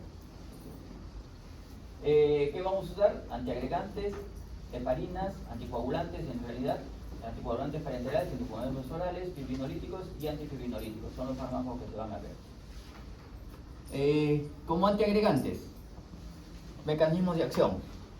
Los que modulan la vía del ácido araquidónico, inhiben la COX-1, ácido acetilsalicílico, de entre los principales. Pero todos los AINES pueden causar esto, en mayor o menor grado. Acuérdense que todos los AINES tienen efecto antiagregante. El que es el mejor es el COX, la aspirina, el ácido acetilsalicílico. Pero este de acá no requiere concentraciones. Es decir, ¿a qué me refiero? Si yo quisiera dar analgesia o antipirexia con aspirina, se puede dar, pero la dosis es muy alta. En cambio, para tener un efecto antiagregante necesito 81 miligramos nada más, pero eso no tiene efecto antiinflamatorio ni analgésico. Los que inhiben la tromboxano sintetasa y los bloqueos de los receptores de tromboxano C2 interfieren con la función del complejo de esta unión, ¿no? La glicoproteína 2B3A. Tenemos acá los que tienen inhibición de los mecanismos dependientes de ATP, clopidogrel, por ejemplo, la ticlopidina, antagonista del complejo, de este complejo que se forma, el axicimac, anticuerpos monoclonales, el tirofiban, ¿no es cierto? Son péptidos sintéticos, los que modulan los mecanismos en relación con lo que es AMP, GMP cíclico, las prostaglandinas I2 y derivados, y lo que sería la inhibición de la fosfodiesterasa, el dipiridamol. Esos son los fármacos que van a actuar con los mecanismos de acción. Acá los tienes separaditos por grupos. Antiagregantes, inhibidores enzimáticos, inhibidor de la COX, inhibidor de fosfodiesterasa. Inhibidor de fosfodiesterasa, dipiridamol. Inhibidor de la COX, todos te he dicho, ¿no? Y dentro de ellos el más importante, el ácido acetil salicílico. Inhibidores de receptores. Inhibidores de receptores de ADP, del 2PI2 y del 2PI12, irreversiblemente. Por ejemplo, el clopidogrel, prasugrel. Inhibidores del ADP, igual de los receptores, ¿no es cierto? Ticagrelol, el más conocido el tecagrelol. Antagonistas de glucoproteínas de membrana y glicoproteína 2B3A. Acá hay un montón. Tirofiban, de repente uno de los más utilizados es el tirofiban. Sí, este también, el apsisimab, pero este es un anticuerpo monoclonal. Antagonistas de receptores PAR. Estos todavía, algunos de estos en estudio, y los antagonistas de lo que sería el receptor, también algunos en estudio, pero ya hay el ridogrel, ya salió. ¿Ya? Y los otros que son estimulantes de la adeninato ciclasa, ¿correcto? El epoprostenol y el hilopros. Lo vamos a ver cada uno de ellos en sus mecanismos. Antiagregantes plaquetarios. ¿Cuál es el mecanismo de acción? ¿O cuál es el target? Esta es la fisiología normal, ¿no es cierto? Tú ves lo que sería los fosfolípidos de membrana, fosfolipasa sub 2, ácido araquidónico, este es agarrado por la ciclooxigenasa, forma prostaglandinas H2, y esto me genera el tromboxano. Y el tromboxano es el que me genera la agregación plaquetaria, ¿no es cierto? La aspirina, ¿qué hace? Bloquea la ciclooxigenasa 2 y se bloquea todo este mecanismo, ¿correcto?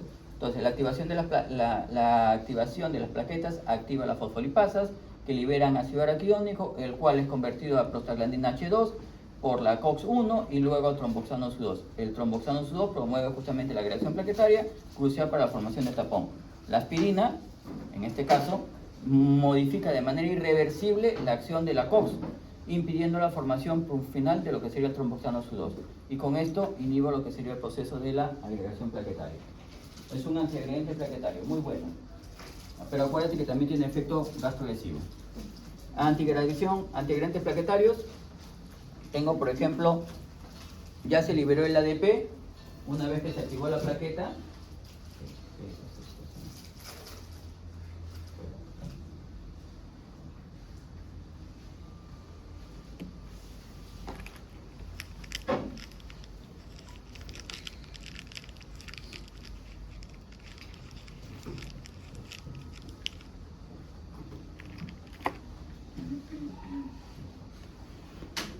Ya. El ADP. ¿El ADP para qué me servía? Para activar la plaqueta. La plaqueta activa, ¿no es cierto? Yo puedo bloquear el receptor del ADP. Receptores activos son la glicoproteína 2B3A. Lo bloqueo y acá están los fármacos, ¿no? Clopidogrel, como dije, prasugrel, como les había dicho, algunos de los más importantes. Si inhibo este proceso, inhibo lo que sería el proceso de activación plaquetaria. La inhibición de los receptores P2 y 12 en las plaquetas, impidiendo la agregación plaquetaria y la formación de coágulos. ¿Por qué inhibo la agregación? Porque inhibo la activación. Si la plaqueta no se activa, no se agrega. ¿Correcto? Igual sigue siendo un antiagregante plaquetario. El siguiente. Igual acá tengo lo que sería, si ustedes ven acá, los receptores activos glicoproteína 2B3A, ¿no es cierto? Que son estos dos, justamente para unir con lo que sería el fibrinógeno. Fibrinógeno, receptores, los agregan. Esta agregación está siendo bloqueada justamente por el tirofiban, por ejemplo, ¿no? Bloquea la unión fibrinógeno al receptor de glicoproteína 2B3A en la superficie de las plaquetas, impidiendo justamente la agregación plaquetaria. Lo que tiene que ver con lo que sería la fosfodiesterasa. Acuérdate que esta cascada viene de acá, ¿no? AMP cíclico modula la concentración de calcio. Mayor AMP cíclico, menor concentración de calcio. Si yo tengo más AMP cíclico, menos calcio. Entonces, si yo inhibo esta cascada que es dada por la fosfodiesterasa, de acá degrada el AMP cíclico. Si yo inhibo esto, aumenta el AMP cíclico. Si aumenta el AMP cíclico, menos calcio. Si hay menos calcio, menos todo, menos vasoconstricción y también menos activación de todas las cascadas, porque el calcio es importante, menos activación plaquetaria, porque el calcio activa la plaqueta. Ese es el dipiridamol, se usa bastante también, bueno, se usaba bastante. Tengo lo que sería también, ya estos son anticoagulantes, ya, en los anticoagulantes, en realidad, tengo dos mecanismos importantes. pero acá también la parte de la coagulación se ve sobre la cascada humoral, la primera que les enseñé. Uno de los principales de los anticoagulantes orales es la warfarina. La warfarina lo que es, actúa sobre los factores vitamina K dependientes, 2, 7, 9, 10, proteína S y proteína C. ¿Qué es lo que pasa en estos factores? Son vitamina K dependientes, pero también se forman en el hígado. Estos factores, para que hagan el proceso, ¿correcto?, tienen que ir de un proceso, de un precursor del factor 2, 7, 9 y 10, pero justamente que van a pasar de un estadio de ácido glutámico, el carboxilo terminal, de ácido glutámico a ácido carboxiglutámico. Y para pasar de GLU a GLA, de ácido glutámico a ácido carboxiglutámico, ¿correcto?, ese paso de GLU a GLA depende justamente de lo que sería una carboxilación. ¿Y qué es carboxilación? Agregarle CO2. Yo le agrego CO2 y lo convierto de GLU a GLA, ¿correcto? ¿Ya? Y este con CO2. Y eso lo hace una gamma carboxilación. Se llama una gamma carboxilasa. Esta enzima que trabaja acá es una gamma carboxilasa y el proceso se llama gamma carboxilación. Pero este proceso de GLU a GLA no solo depende de ese proceso, sino que tiene que ir en paralelo con otro proceso que está acá. Es el paso de epóxido de vitamina K a vitamina K reducida. Es decir, este paso de acá, la vitamina K reducida, para que pase epóxido, la oxidación, ¿correcto? Esta oxidación va en paralelo, lo que sería el paso de GLU a GLA por la gamma carboxilación y el paso de vitamina K reducida a epóxido de vitamina K, que es la vitamina K oxidada. Este paso de acá es justamente dado por una oxidasa, una oxidasa de vitamina K. Entonces, la gamma carboxilasa tiene que ir paralelo con la oxidasa de vitamina K. Las dos se tienen que dar. Si falta la gamma carboxilasa, no funciona el proceso. Si falta lo que sería la oxidasa de vitamina K, tampoco se ve el proceso. Hasta ahí estamos igual. Bien. Pero para que esta vitamina K esté reducida, tiene que haber un proceso previo, ¿no? Lo que es la activación, lo que sería la reducción de este epóxido de vitamina K, que viene acá. Este se había oxidado, la voy a reducir y se va a formar el NADP. Entonces, este proceso de regreso de epóxido a vitamina K se hace a través de una enzima que se llama la vitamina K epóxido reductasa. El proceso es de reducción. Vitamina K epóxido reductasa, lo lleva acá.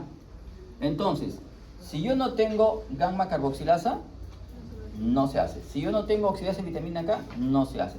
Si yo no tengo el proceso siguiente, que sería también en paralelo, que sería el de la vitamina K epóxido reductasa, no genera vitamina K reducida, entonces no hay vitamina K, no se va a dar este proceso. Y en la warfarina justamente lo que hace es bloquear acá, bloquea la vitamina K epóxido reductasa, bloquea esto. Como la vitamina K ya no va a ser de acá, no va a ser reducida, al no ser reducida, no se alimenta esto. Si no se alimenta esto, los factores quedan acá. Y estos factores, cuando salen a la sangre, no pueden ser activados, salen inertes. En cambio acá, cuando salen a la sangre, sí pueden ser activados. ¿Correcto? Ahora, ¿cuál es la desventaja que tiene la warfarina? El mecanismo de acción es muy bonito, ¿no? Lógicamente que si yo a este paciente le empiezo a dar vitamina K, estás tomando warfarina y le doy vitamina K, ya no me interesa el efecto de la warfarina, porque alimento esto de frente. La vitamina K se reduce rápidamente en el intestino y llega y no pierdo efecto de vitamina K. Por eso te decía que a los pacientes que toman warfarina no se le dé vitamina K, ni de manera parenteral, ni tampoco por dieta, ¿no? La fitomenadiona, por ejemplo, que se da por vía inyectable, ni tampoco por dieta las verduras verdes. ¿Por qué? Porque van a alimentar esto y disminuir el efecto de la warfarina. Primera condición. Acuérdate que la vitamina K, también el proceso de absorción se da a nivel intestinal. Entonces, cuando tengas fármacos que modifiquen la flora o la microbiota bacteriana, vas a barrer la flora, la microbiota, y esa microbiota alterada te puede generar estos trastornos también. Entonces, cuidado ahí con las interacciones entre antibióticos muy potentes con anticoagulantes tipo warfarina. Y lo otro importante acá es que acá solo te he puesto el 2, 7, 9 y 10, pero también acá en este proceso está la proteína S y la proteína C, que la vimos como anticoagulantes endógenos. El tema de la warfarina es que primero, ¿qué se bloquea? Primero se van a bloquear los factores proteína C y proteína S. Entonces, si yo bloqueo los factores anticoagulantes endógenos, ¿en qué estoy convirtiendo la warfarina en las primeras horas de tratamiento? Algunos dicen primeros días, en un procoagulante. Es un anticoagulante, pero como bloqueo primero los mecanismos moduladores, en las primeras horas, los primeros días, lo convierto en un procoagulante. Es por eso que cuando ustedes empiecen a dar warfarina, lo tienen que dar en paralelo con heparina. Heparina más warfarina. Una vez que ya tengo el tiempo de vida media exacto, la concentración de warfarina, que puede ser 24 horas, 2 días de repente, suspendo heparina y ya lo dejo con warfarina porque ya cumplió su efecto. Ya estoy bloqueando los 2, 7, 9 y 10. ¿Ya? Ese es el efecto de lo que sería la warfarina. ¿Entendido la warfarina? Es el paso de gluagla que requiere 3 enzimas en paralelo.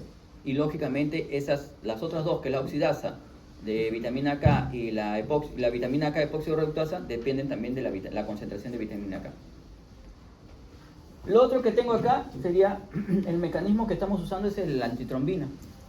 La antitrombina es un anticoagulante endógeno como lo mismo que es un chupador de trombina. Se encarga de inhibir a la trombina. La antitrombina inhibe a la trombina. Entonces, hay fármacos que son estimulantes de la actividad de la antitrombina 3, ¿no? Justamente los anticoagulantes tipo heparina. La heparina llega y hace un cambio conformacional en lo que sería, la heparina no fraccionada, hace un cambio conformacional en lo que sería la antitrombina 3, y ese cambio hace que se pegue más rápido la trombina a la antitrombina. Lo hace más rápido y lo hace mucho más por más tiempo. ¿Correcto? Entonces, ese cambio conformacional le genera un mecanismo de acción que inhibe, o sea, la heparina estimula un mecanismo anticoagulante endógeno, que sería el de la antitrombina 3. Es muy bueno. Y ahí le quito el efecto de lo que estimulaba, ¿no? De todo lo que hace la trombina también. Acá están justamente los otros fármacos, ¿ya? Tengo los otros fármacos que son la heparina, ya hemos dicho, ¿no es cierto? La heparina lo que hace al estimular la antitrombina 3 es que quita los factores 10, el 9 y el 2. 2, 9 y 10. Quita quizás casi todo, pero hay algunos que son específicos, ¿no? Estos que terminan en X, rivaroxaban, apixaban, edoxaban, si ustedes se dan cuenta todos tienen X, XA, XA, XA, porque ¿qué es lo que hacen?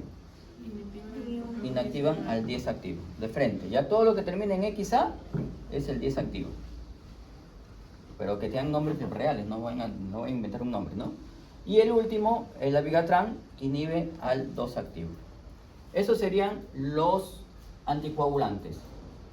Entonces yo tengo los antiagregantes y tengo los anticoagulantes en su mecanismo de acción.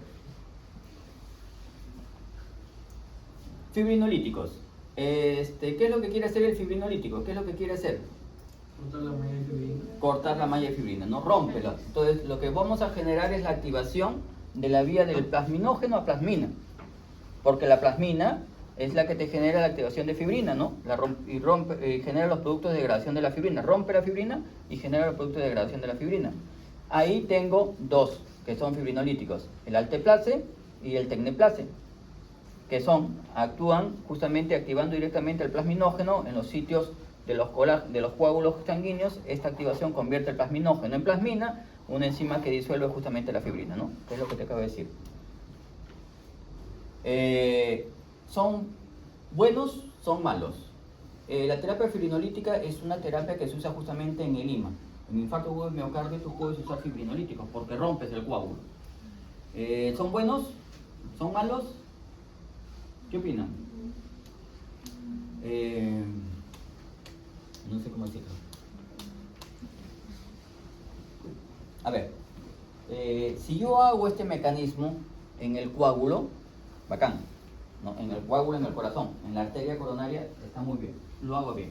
Pero la cosa es que ese efecto no solo se presenta en el corazón, se va a inhibir, a hacer toda esa activación de lo que sería la degradación, y tú puedes tener sangrados en todas partes. Y muchos sangrados están relacionados con hemorragias cerebrales. Entonces, una complicación muy seria de los fibrinolíticos son los sangrados, las hemorragias, que te pueden matar. ¿Ya? Entonces, hay que tener cuidado si es pertinente o no pertinente. O sea, si tú tienes la opción, tienes un infarto de pocas horas de evolución, te llevan a la emergencia y tienes la opción de elegir entre fármacos fibrinolíticos y la angioplastía percutánea, ni sonso ni perezoso, elige la angioplastía percutánea. De saque. Si no tienes opción, bueno, fibrinolíticos. O sea, en pocas palabras, esta es tu segunda opción. ¿Cuál es el tema de la angioplastía percutánea? Que es muy caro y no todos hacen eso, en Lima por lo menos, en provincia peor, ¿no? La angioplastía percutánea es carísima. Ahora, no solo es que yo entro con angioplastía, o sea, a nivel vascular yo entro por la femoral y me voy hasta el corazón, le hago una coronariografía, veo la arteria obstruida, entro con un catéter, dilato la arteria, ese es el balón, y después de dilatarla te pongo un stent, que es como un tubito. Lo que cuesta más es ese stent. ¿Ya? Ese stent te pueden decir, ¿tú quieres uno bueno? Sí. ¿Uno que te dure 10, 15 años? Sí, ese cuesta más. ¿Tú quieres uno que sea en 5 años se malogró? Ese te cuesta menos, pero te cuesta igual. Entonces hay que tener cuidado, porque el que cuesta más viene ya medicado y te dura esos años en realidad, no en promedio. Si te da un infarto a los 40 años, súmale 15 más con un buen stent. De ahí te vas a tener que hacer otra angioplastía y ponerte otro stent. O sea, anda guardando billetes, ¿no? Si te dan infarto, guarda billetes para estos tratamientos. ¿Entendido el fibrinolítico? Sí. Muy bien. Seguimos avanzando. Y ahora vamos a ver lo que serían los procoagulantes, que en realidad no son tanto como procoagulantes, ¿ya? En este caso, el ácido tranexámico. El ácido tranexámico en realidad no es que sea un procoagulante, sino que inhibe la ruptura del coágulo. Es un antifibrinolítico. ¿Ya? Evita lo que sería la fibrinolisis. Evita esta activación del plasminógeno para que se degrade la fibrina. Entonces, estabilizo en pocas palabras el coágulo. ¿Ya? No dejo que se rompa, que eso es bueno en ciertas condiciones. ¿Ya? Pero también tiene el problema de que puede llevarte a que ese coágulo permanezca en el tiempo y puede ser malo. Por eso es que no debe usar permanentemente, ¿no? El ácido tranexámico se usa en condiciones de emergencia. Y ese de acá, justamente, no funciona uniéndose con alta afinidad al dabigatran en la circulación, neutralizando la restauración de la capacidad de coagulación normal. ¿Ya? Es básicamente una estructura que también va a evitar la caja. Este sí podría funcionar como un anticoagulante, en todo caso. Perdón, como un procoagulante. Este de acá es un estabilizador de la fibrina. Este de acá sí podría ser como un procoagulante. Y esos son todos los fármacos. Y ahora lo vamos a ir viendo. Bueno, acá lo ves en resumen más o menos las indicaciones de lo que tendrías, ¿no? En estados de hipercoagulabilidad, factores de riesgo y lo que sería en hemofilia. Hemofilia A, B y C, la que le decía, ¿no? 8, 9 y 11. Y tienes lo que serían los estados de hipercoagulabilidad, ¿no? Los estambos, tienes las trombofilias congénitas, con trombofilias adquiridas. Acá están los nombres de cada uno de ellos, igual acá. Y tiene los factores de riesgo para lo que sería la coagulación, ¿no es cierto? Éstasis venoso, cáncer por conceptos malignos, traumatismos, catéteres, embarazo posparto, arteriosclerosis, toma de medicamentos, hormonas, las hormonas acá, los anticonceptivos orales. Si tienes pacientes que tienen este antecedente, no le des. Tienes alteración del ritmo cardíaco, obesidad, insuficiencia cardíaca, coagulación intravascular diseminada, sí. Y acá, justamente, algo sobre las hemofilias. Hemofilia A y B está ligada al cromosoma X, mientras que la hemofilia C es de carácter recesivo, autosómico recesivo.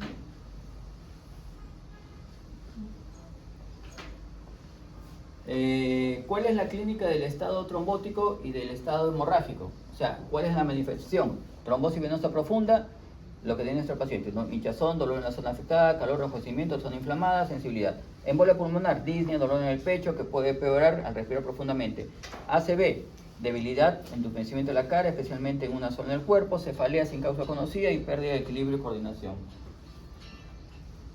En cuanto a lo que serían los estados hemorragias cutáneas, petequias, equimosis, hematomas, hemorragias mucosas, epistasis, sangrado nasal, gingivorragia, sangrado por encías, sangrado gastrointestinal. Acá está lo que sería por vía aérea, lo que sería que tú botes sangre por la boca, ¿no es cierto? Hematemesis. Hemorragias internas, hemorragia intracraneal, hemotoras, hemopericardio, hemoperitoneo, hemorragia retroperitoneal.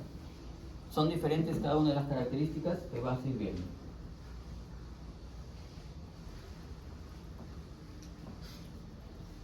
Indicaciones, criterios clínicos y laboratoriales. Indicaciones para realizar el estudio de hipercoagulabilidad. Historia familiar de trombosis, trombosis familiar en la adolescencia o historia previa, ¿no es cierto? Trombosis recurrente sin factor precipitante, pérdidas fetales en la mujer. Tendríamos que ver contra lo que sería la necrosis inducida por anticoagulantes orales, trombosis recurrente en tratamiento con anticoagulantes, ACV o IMA en pacientes sin otros factores de riesgo joven y trombosis en territorios inusuales.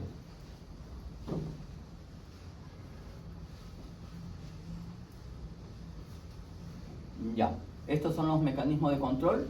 Acá hay algunas pruebas que ustedes deben de conocer de todas maneras.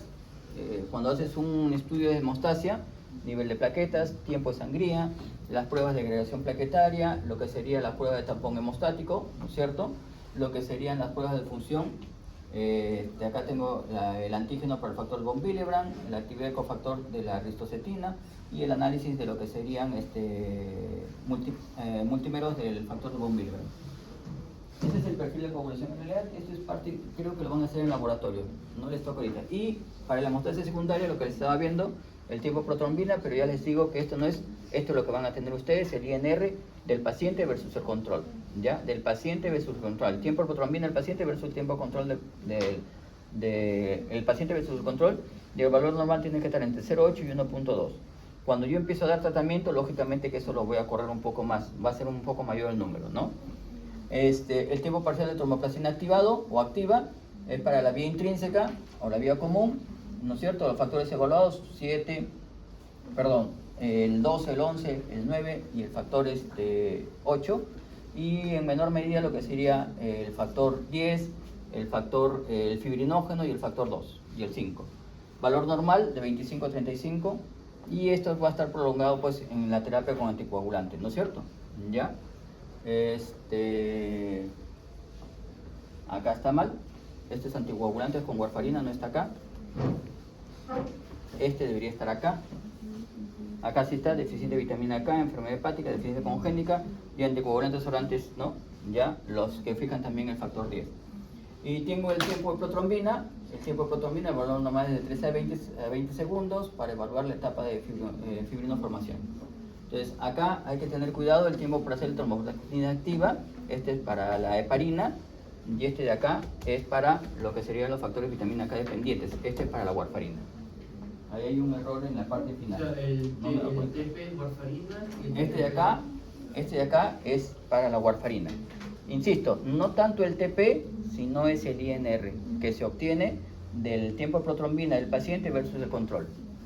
Y este de acá sí es para lo que sería la heparina. La heparina más para la heparina de alto peso molecular, pero en realidad para la heparina.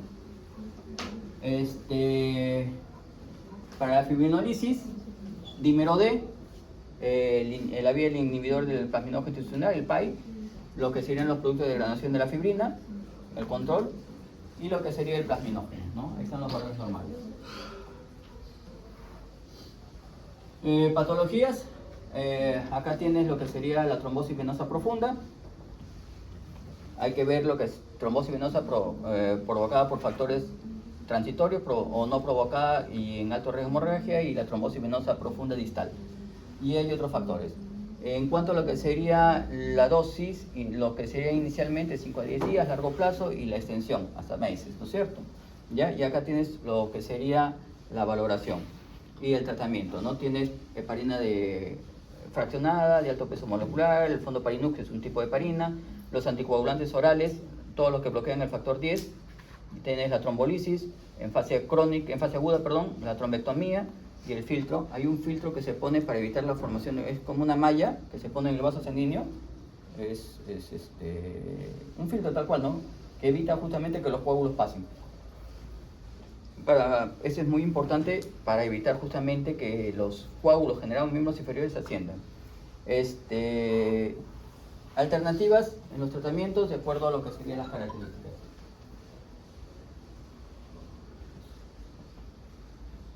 Otra enfermedad, la fibrilación auricular, que ya habíamos visto, ¿se acuerdan? La vimos la semana pasada y le dijimos que sí, que teníamos que tener ciertas condiciones. Paciente con fibrilación auricular, apto para anticoagulación, hay que ver si tiene las condiciones, y de acuerdo a las condiciones que tú vas viendo es que le vas a ir administrando uno u otro fármaco, ¿no? Bien, y empezamos con los fármacos. Empezamos con la aspirina, el mecanismo de acción, inhibe reversiblemente la COX, ¿ya? En cuanto a lo que sería, hay que tener cuidado acá, si bien es cierto, no es la dosis alta como para que te genere lesión, pero al bloquear de todas maneras, hay que tener cuidado que te puede generar gastritis, ¿no es cierto? ¿Ya? Entonces, y más si se mezcla con AINES, puede haber un aumento del efecto antiagregante y también un aumento de lo que sería el efecto en el sangrado. En la irritación digestiva. Al llevar tratamiento con codibofir también hay que tener cuidado que puede causar nefrotoxicidad. El tiempo de sangrado es prolongado. La aspirina inhibe también la producción de lo que sería prostaciclinas en dosis altas. Ya sabemos cuál es el mecanismo de acción, que es el nivel de la COX, y es de manera persistente. Los RAM, angioedema, el sangrado, broncoespasmo, acuérdate que hay asma inducido por aspirina, y las alteraciones gastrointestinales que les decía que hay que tener bastante cuidado. Si el paciente ya tiene, hay que tener un fármaco que pueda manejar el proceso, ¿no? Un inhibidor de bomba quizás. El citalostol es un antiagregante, el mecanismo de acción es inhibidor selectivo de la fosfodiesterasa 3.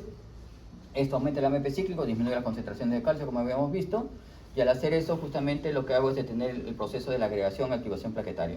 Cuidado que es categoría C en el embarazo. Acá tenemos cuidado con, pueden empeorar la insuficiencia cardíaca, por eso no indicarlo. Y en cuanto a los efectos adversos, hay generales, desde lo que son fiebre, malestares, dolores, hasta los cardiovasculares, ¿no? Fibrilación auricular, infarto, isquemias, y digestivos relacionados con lo que sería anorexia, colelitiasis, colecistitis, úlceras duodenales, úlceras pépticas, en fin. El dipiridamol también es un antiagregante. Este tiene dos mecanismos, básicamente inhibe la adenosina, desaminasa y las fosfodiesterasas. Correcto, la fosfodiesterasa es la que tenía que ver con el AMP cíclico y la concentración de calcio. No se puede usar en niños. En cuanto a los RAM más frecuentes, es por el efecto de la fosfodiesterasa. Va a ser cefaleas vasculares, mareos, síncope, calambres, náuseas, diarrea, rash. Puede generar también debilidad. Cuando se administra por vía endovenosa, el efecto secundario más frecuente son sus efectos vasodilatadores, que incluyen justamente exacerbación de la angina si es que ya tiene preexistente. Entonces, cuidado con este fármaco. Los RAM, muchos son debidos a la inhibición de la fosfodiesterasa, pero sí se usa por si acaso. Igual, ticagrelol es un antiplaquetario, mecanismo de acción selectivo en la unión reversible de los receptores P2 y 12, ¿no es cierto? Y ahí lo que evitan justamente la unión del ADP, y si el ADP no se usa, no se activa la plaqueta, y si no se activa la plaqueta no se va a agregar, lógicamente, y se detiene todo el proceso. Efectos adversos relacionados con lo que sería hemorragias, hiperuricemia, cuidado en pacientes con gota, mareo, síncope, dolor de cabeza, problemas gastrointestinales, hemorragia, diarrea, náuseas, hemorragia en el tracto urinario también, hemorragia después del procedimiento y hemorragias traumáticas. Contraindicaciones: hemorragia intracraneal, insuficiencia hepática grave en tratamiento, concomitantemente con inhibidores potentes del CYP3A4. Entonces, si acá, por el metabolismo, ¿no? CYP3A4 y CYP5, si tienes algún fármaco que se esté administrando en conjunto, hay que tener cuidado, ¿no? Estos inhiben, por ejemplo, el ketoconazol, la claritromicina, el ritonavir, que son los más usados, ¿no? Antimicótico, antibiótico, macrólido, y antiviral, el ritonavir. Entonces, si tú los das en conjunto, estos inhiben el CYP, y al inhibir el CYP, ¿qué va a pasar? Aumenta el efecto. Si aumenta el efecto, mayor riesgo de sangrado por el mecanismo de acción. Ya tengan cuidado con esos fármacos, esa interacción cinética. No era el caso que hemos visto todavía, no está warfarina. Clopidogrel es un antiplaquetario, inhibe la agregación plaquetaria, inhibiendo la unión del ADP a su receptor plaquetario, respectivamente, ¿no es cierto? Acá está el mecanismo que habíamos visto. Y en cuanto a lo que serían las contraindicaciones: insuficiencia hepática grave, hemorragia patológica activa, por ejemplo, tener una úlcera, tener una hemorragia intracraneal, te contraindica el fármaco. Tenemos lo que sería el cangrelor, antiplaquetario también, antagonista directo de los receptores plaquetarios P2 y 12, igual que los que hemos visto, ¿no es cierto? Hay que tener cuidado en efectos adversos: hematomas menos 5 centímetros, hemorragias, disnea de esfuerzo puede haber, zonas equimóticas, petequias o púrpuras, exudado en el lugar de punción cuando lo administran, disminución del hematocrito y hemoglobina. En hematomas de más de 5 centímetros también puede verse complicaciones. También tiene sus contraindicaciones, la hipersensibilidad, que es uno de los que más se conoce, y también podrías tener lo que sería trastornos, alteraciones ya conocidas, ¿no? ¿Aló? ¿Aló?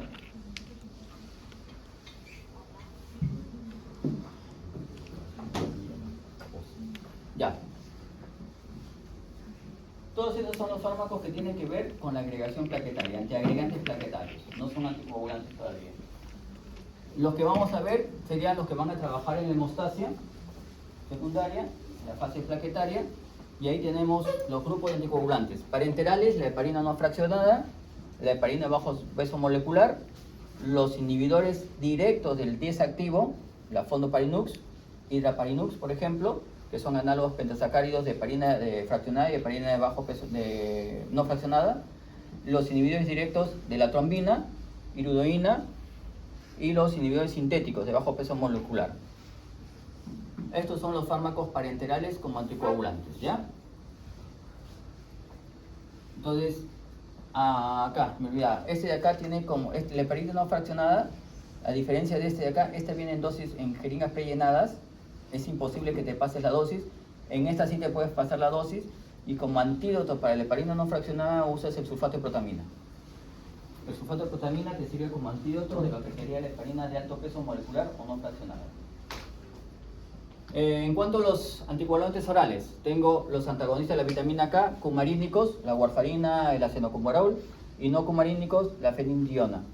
Inhibidores directos del 2 activo, dabigatran, y antagonistas directos del 10 activo, todos los que terminan en X, ¿no? Rivaroxaban, apixaban, y todos los que tienen X.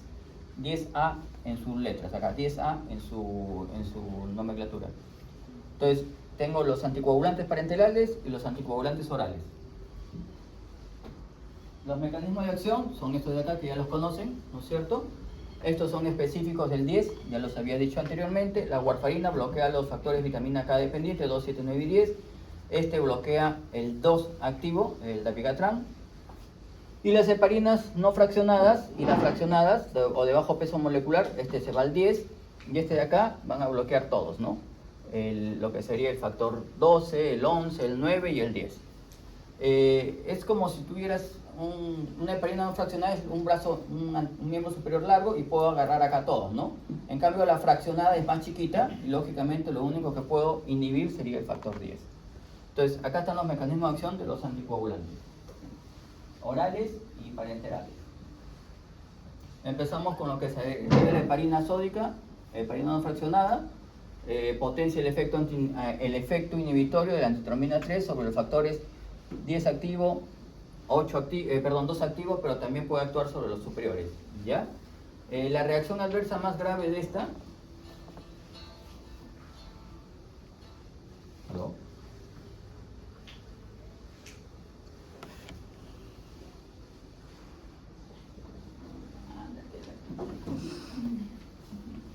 Entonces, la heparina, la reacción más grave es la hemorragia.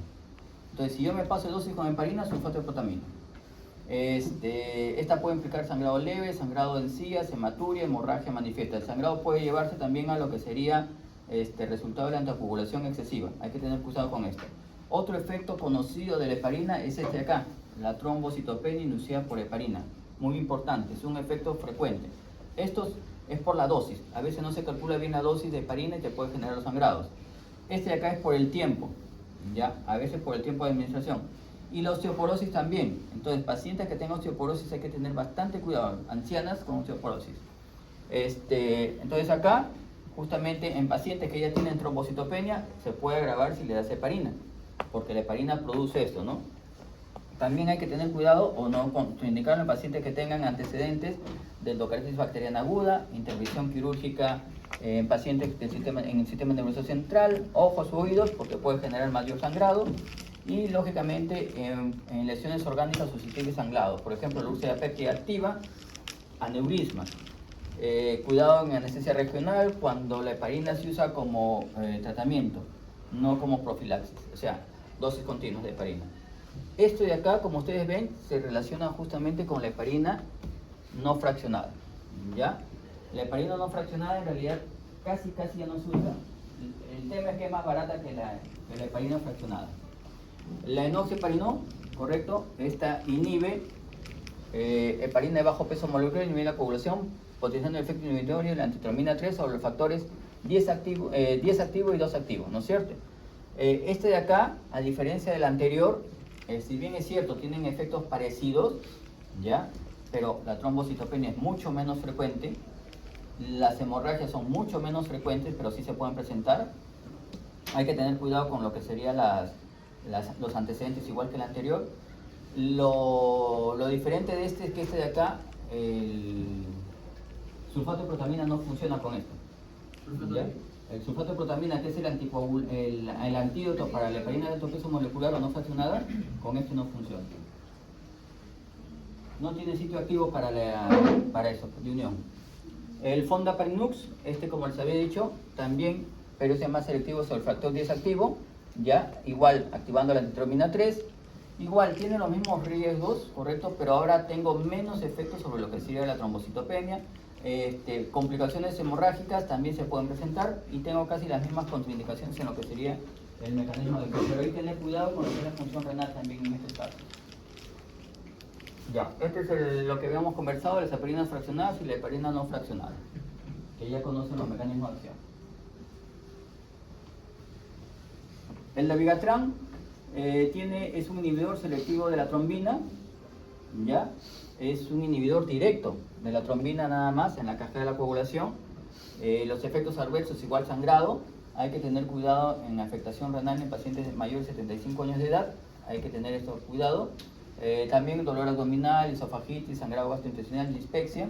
Evitar su descontinuación abrupta debido a que tiene efectos trombóticos. O sea, si tú lo quitas bruscamente el dabigatran, el efecto más frecuente que va a tener es trombogénicos. Pacientes contraindicados en pacientes con válvulas cardíacas portésicas mecánicas y no se recomienda en pacientes con válvulas cardíacas bioprotésicas. En insuficiencia renal grave no se puede usar por estos efectos. Indiscreción, lesiones orgánicas con riesgo de hemorragias, alteraciones en la hemostasia, enfermedades hepáticas que puedan afectar lo que sería la supervivencia y tratamiento concomitante con ketoconazol por vía sistémica, ciclosporina y traconazol, ¿no? Y tracolimus. Es básicamente por el metabolismo. Entonces, cuidado con por su rango. El rivaroxaban, también es XA, bloquea justamente el 10 activo, exclusivamente el 10 activo, ¿ya? Efectos importantes acá sí tendríamos que ver en la comparación entre estos es el inicio de acción, la duración de efecto y la dosis rango terapéutico. En cuanto a los efectos adversos, como todos, sangrado, la descontinuación abrupta de los inhibidores de factor 10 activo debe evitarse por el mismo riesgo y hay que evitar justamente por el CYP, por el metabolismo CYP, la administración concomitante con fenitoína, carbamazepina, rifampicina, hierba de San Juan. Porque estos de acá tienen el metabolismo acá, inhiben y van a generar mayor sangrado. Entonces, cuidado con esas interacciones. El apixaban también es otro 10 activo, ¿no es cierto? Igual citocromo en su metabolismo. Lo que les decía es que tienen que comparar esto, ¿no? Los efectos, igual lo mismo, no hay que quitarse, igual lo que serían las interacciones. Lo que acabamos de ver con el anterior. Casi todos trabajan igual. La única diferencia entonces radica en lo que sería la dosis, el tiempo de acción y el inicio de acción. Tenemos lo que sería la warfarina. La warfarina, ya les expliqué el mecanismo de acción, es un bloqueante, es un inhibidor de lo que sería la enzima vitamina K epoxidorreductasa. El mecanismo es la vitamina K epoxidorreductasa, ¿ya? O sea, acá está, la warfarina inhibe la reductasa de epóxido de vitamina K o vitamina K epoxidorreductasa. Si yo bloqueo esto, bloqueo lo que sería la formación de los factores 2, 7, 9 y 10, proteína S y proteína C. La única contraindicación es el embarazo, y es por eso que se utiliza en casi todos los pacientes, como estaban consultando, ¿no? Es el más barato en realidad, ¿ya? Pero también tiene indicación en casi todos los pacientes. Pero acá tengan cuidado con las interacciones. Este cuadrito se los he puesto adrede para que ustedes vean la cantidad de interacciones que tiene la warfarina. A pesar de ser tan usado, muy usado, ¿correcto? Si ustedes ven ahí, tienen lo que sería los que van a potenciar, los que van a inhibir, los que van a tener una mini interferencia. Estos de acá son los que te interesan, ¿no? Por ejemplo, los potenciadores del efecto de la warfarina, la aspirina, porque es un antiagregante, la warfarina es un anticoagulante y eso potencia. El tramadol, que es un opioide, que tiene, es un opioide débil, pero tiene un efecto de potenciar el efecto de la warfarina. Lo que serían los AINES, ¿no? Acá el ibuprofeno, por ejemplo, fenilbutazona, el metamizol, que es otro AINE, el piroxicam, que es otro AINE. En cuanto a lo que serían los antibacterianos, la amoxicilina con ácido clavulánico, que es muy frecuente usar amoxicilina en los pacientes que están tomando anticoagulantes, warfarina, por ejemplo, y vienen por un proceso respiratorio alto, lo primero que dan o es amoxicilina, o es amoxicilina con clavulánico, o es los macrólidos, eritromicina, claritromicina, cuidado. Un poco más raro sería para la isoniazida, que es TB, cloranfenicol, tetraciclinas, quinolonas. Las quinolonas también son muy usadas, entonces cuidado acá. Bueno, los inhibidores, acá los tengo, los que van a generar un efecto inhibidor, rifampicina, y los que vayan a generar alguna alteración en lo que sería el efecto, ¿no? En cuanto a los antifúngicos, miconazol, fluconazol, en cuanto a los antineoplásicos, bueno, esto es un poco más raro, ¿no? Y otros fármacos. Y acá ves lo que sería potenciadores también, cardiotónicos y diuréticos, antiarrítmicos, quinidina, por ejemplo, los potencia, propanolol, aumenta el riesgo de sangrado, antiulcerosos, cimetidina, omeprazol, cuidado acá con el omeprazol, ansiolíticos, la fluoxetina, paroxetina, amitriptilina, y entre las hormonas tiroideas, y tienes hipolipemiantes, antidiabéticos y lo que serían los antigotosos. Entonces vean un montón de interacciones que tiene este fármaco, ¿no? Pero ninguna de ellas, porque ese es el fármaco que hemos dado al inicio, por eso les he puesto esto, ¿no? Era el fármaco que dimos al inicio en el paciente, ¿no? Estaba tomando warfarina. ¿Estaba tomando algo de esto? Estaba tomando, dentro de los diuréticos, estaba tomando diuréticos, bloqueadores canales de calcio, y estaba tomando ARA2. Vamos a buscar dentro de los diuréticos. Antihipertensivos, ¿está acá? No hay, ¿no es cierto? Está la amiodarona como antiarrítmico, cuidado. Diuréticos, ácido itaclínico, no está la hidroclorotiazida. Y el otro era los antagonistas del canal de calcio, que tampoco están acá. Entonces, lo único que está acá es el omeprazol. ¿Correcto? Que estaba tomando omeprazol. Entonces, omeprazol más tiempo, más dosis, o sea, intoxicación, el efecto que hemos visto. ¿Ya?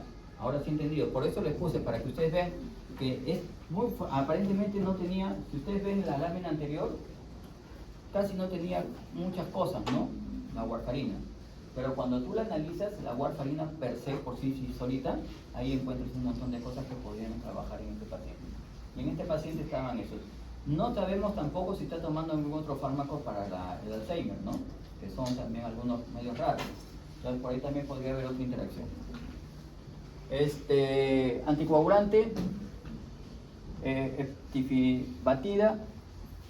Este es el mecanismo de acción, inhibe reversiblemente la agregación plaquetaria al impedir la unión del fibrinógeno o el factor von Willebrand en otros ligandos de adherencia a los receptores de la glicoproteína 2B3A. En realidad, este de acá, si tú lo ves, sería un anticoagulante.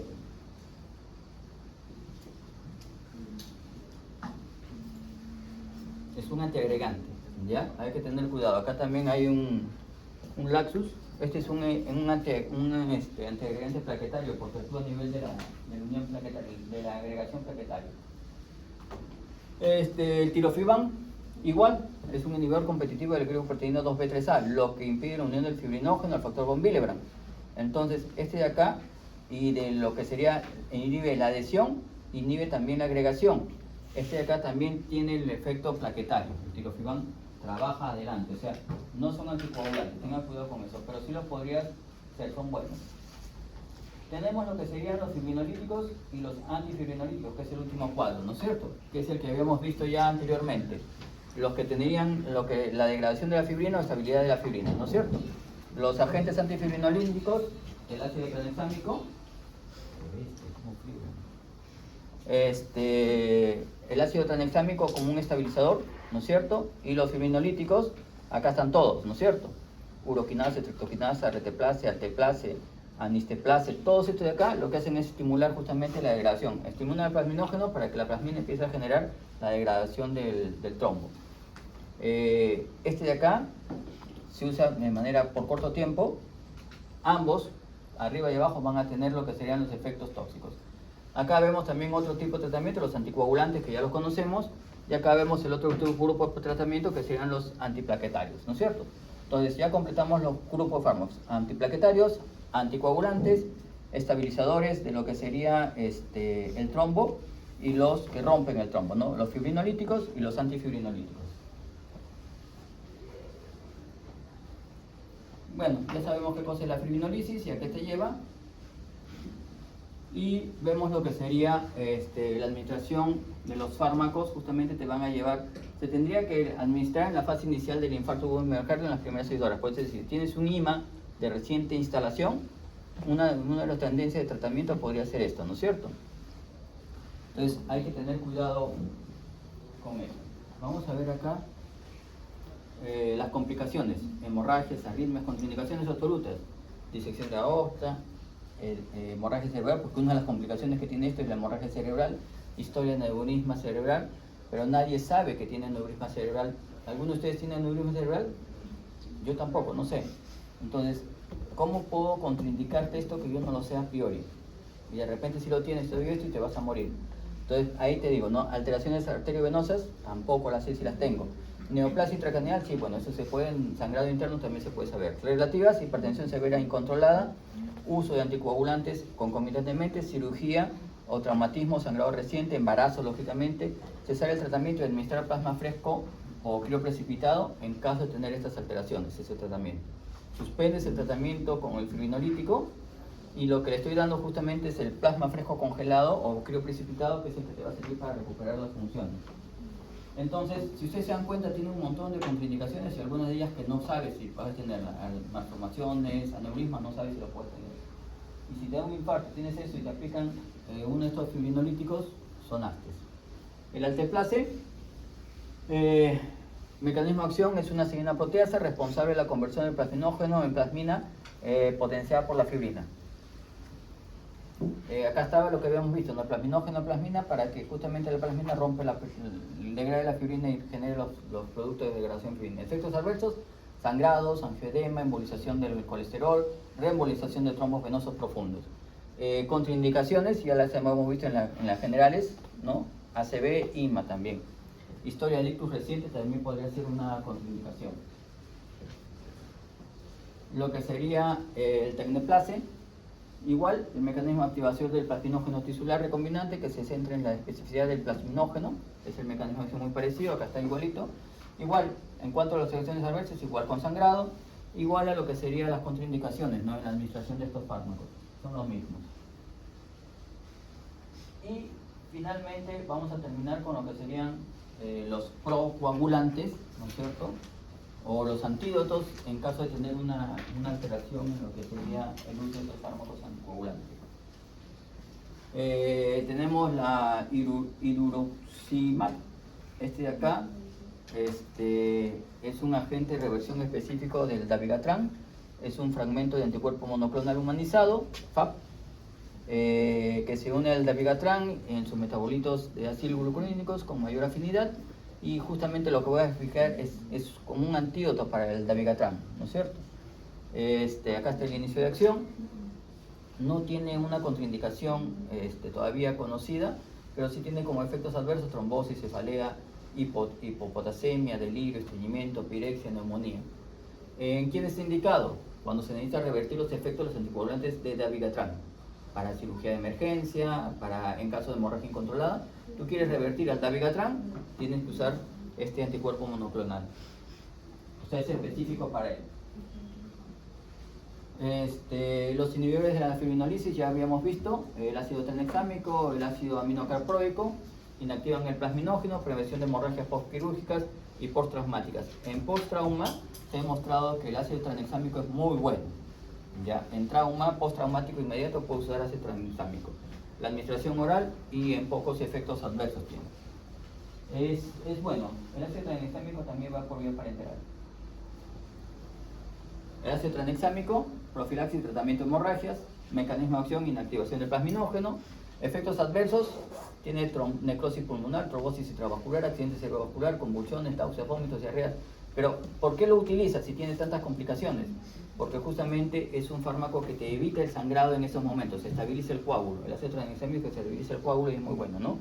Acá sí tendrías que tener algunas contraindicaciones en relación con lo que sería la función renal y lo que sería la presentación de convulsiones, epilepsia. El sulfato de protamina ya les había conversado. Este fármaco tiene una característica básica, mientras que la heparina tiene una característica ácida. Entonces, cuando tú administras una base con un ácido, se buscan en la sangre y ácido más base generará sal y eso inactiva los dos. En realidad, este fármaco, el sulfato de protamina, funciona también como un anticoagulante. Es un anticoagulante también, o sea, a este paciente lo curioso es que le vas a dar 2 anticoagulantes para inhibir el efecto de ambos. Ya se buscan en la sangre y se inhiben. Es muy bueno el mecanismo de acción. Igual, lo que sería los efectos adversos del sulfato de protamina: hipersensibilidad, rubor, náusea, vómito, de ritmo, hipotensión, anafilaxia, hipertensión pulmonar, sensación de calor y bradicardia. Y acá estarían las contraindicaciones. Pero el uso básicamente es para tratamiento por la intoxicación por heparina, pero la heparina de alto peso molecular. Yo pensaba que funcionaba con la hexoparina, enoxaparina. No, este solamente es para heparina de alto peso molecular. Solamente. ¿Por qué no funciona con el otro? Es por la magnitud de la molécula.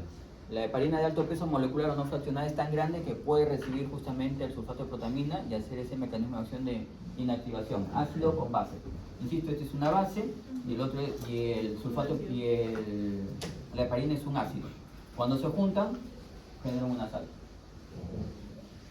¿Y por qué no se usa para la heparina de bajo peso molecular o fondo heparinoso?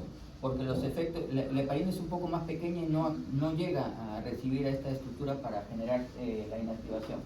O sea, siendo igual ácidas, las otras dos no generan este mecanismo de inactivación. Y finalmente, para que vean lo que sería la efectividad, ¿no?, de lo que serían anticoagulación en paciente geriátrico, es una búsqueda sistemática. Los resultados, el estudio muestra que los resultados generalmente más favorables de anticoagulantes orales directos frente a la warfarina en pacientes con población geriátrica. De repente acá los anticoagulantes específicos del factor 10 antes que la warfarina podrían ser una alternativa en lo que serían algunas enfermedades, ¿no es cierto?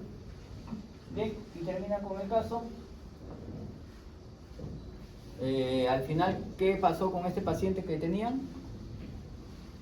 ¿Qué teníamos en el paciente, se acuerdan? Intoxicación por warfarina más interacción con omeprazol, ¿cierto? Que aumentaba o potenciaba el efecto. Ambos te llevaban a un mayor efecto anticoagulante en el paciente, ¿no es cierto? Y eso te generó pues justamente todo lo que tenía el paciente. Hay que tener bastante cuidado entonces en los pacientes que están recibiendo terapia anticoagulante. Bien, antes de terminar, ya la clase la había pasado a su compañera desde temprano, creo que ya se la pasó también, si no me equivoco, y si me equivoco la va a pasar. Y lo que voy a rehacer es pasar la lista porque solo habían 4 cuando llegué al inicio.